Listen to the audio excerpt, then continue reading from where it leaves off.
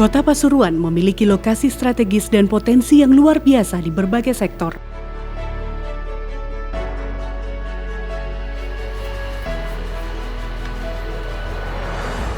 Mulai sektor jasa,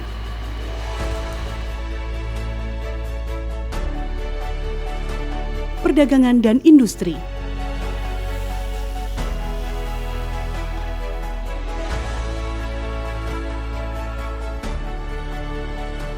Kota Pasuruan berjarak 60 km dari ibu kota Provinsi Jawa Timur, Surabaya.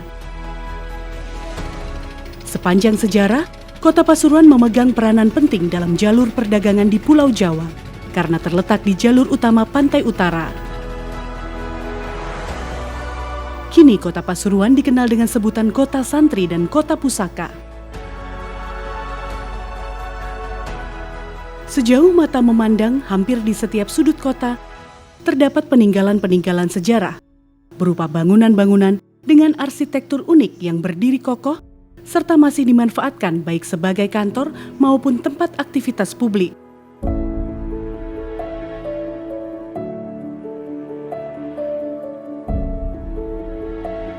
Bangunan-bangunan ini menjadi salah satu daya tarik yang mempercantik kota.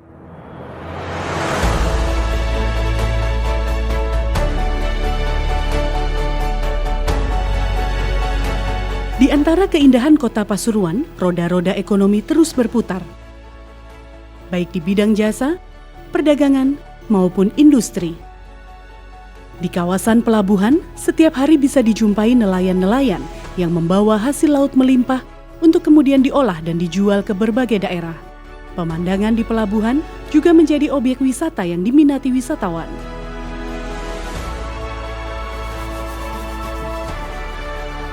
Potensi industri pengolahan kayu di Kota Pasuruan begitu besar. Produksi berbagai perabot seperti kursi, meja, lemari hingga tempat tidur tersebar di sejumlah kawasan.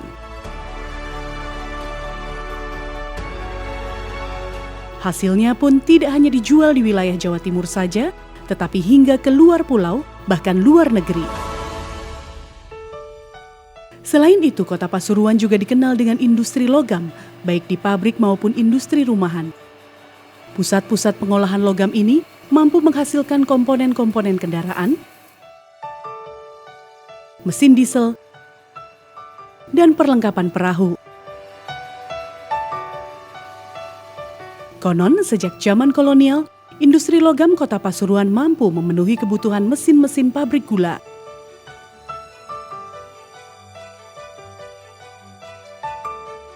Kini industri-industri kreatif di Kota Pasuruan pun semakin menggeliat. Salah satu yang begitu melesat adalah industri batik tulis khas Pasuruan. Dari tangan perajin-perajin batik yang tersebar di sudut-sudut kota, batik Pasuruan mampu bersaing di antara batik-batik Nusantara, bahkan menembus pasar internasional.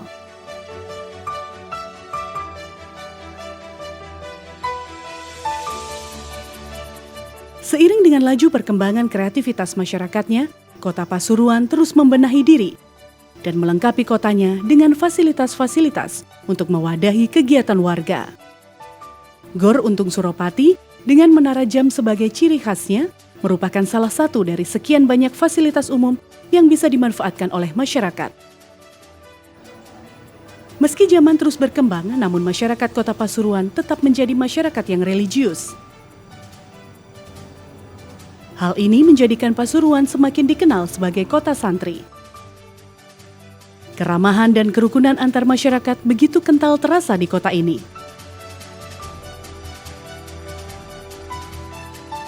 Setelah matahari terbenam, kepadatan di sekitar alun-alun dan masjid sedikit bergeser ke Jalan Niaga. Disinilah berbagai lapisan masyarakat Kota Pasuruan berkumpul dan melebur bersama.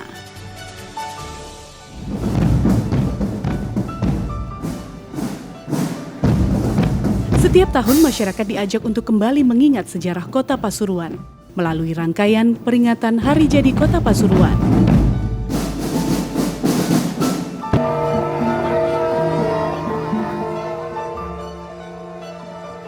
Rangkaian ini diawali dengan kirap Pataka yang diikuti oleh berbagai lapisan masyarakat.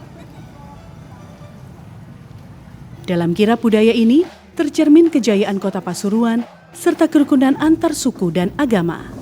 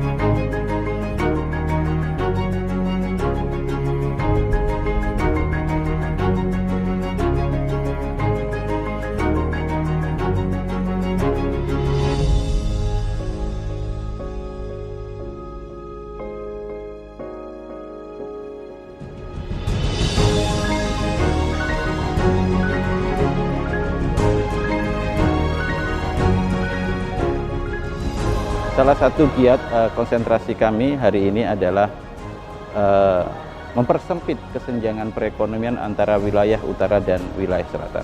Ada sebuah program yang lagi gencar kita laksanakan adalah pembangunan jalur lingkar utara. Hari ini mulai kita bebaskan tanah di Section 1 dan Section 4. Di tahun 2018 ini mudah-mudahan Section 2 dan Section 3 bisa segera kita realisasikan pembebasan tanahnya.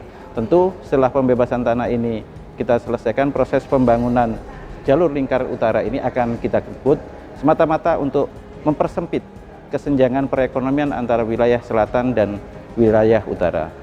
Sejauh ini ada sesuatu yang agak ketinggalan di wilayah utara karena investasi untuk memasuki daerah wilayah utara itu agak kurang meyakinkan untuk investor masuk di wilayah utara karena tingkat pendidikan yang di wilayah utara itu masih agak jauh dengan wilayah selatan, sehingga kita fokus pembangunan jalur lingkar utara ini adalah sebagai tolak ukur pijakan awal untuk mempersempit jarak kesenjangan perekonomian antara wilayah utara dan wilayah selatan.